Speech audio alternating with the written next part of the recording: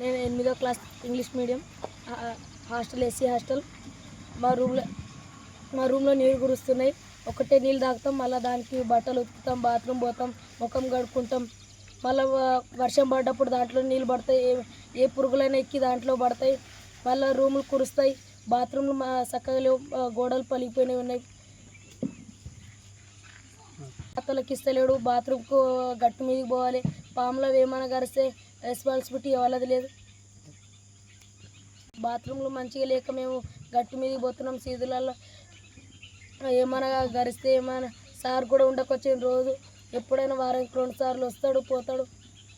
పెట్టెలో కొత్త ఈ యొక్క పాత వాళ్ళకి ఇవ్వకొచ్చుడు, కొత్త వాళ్ళకి అందరికి ఇచ్చిండు. మొత్తం నీళ్ళు కురుస్తున్నాయి. ట్యాంకీ చుట్టుముట్టు నాసు కట్టుకొని పోయి రూమ్లలో కూడా నాసు కడుతున్నాయి. బాత్రూమ్ మంచిగా లేవు, దానికోసం మేము అందరం గట్టు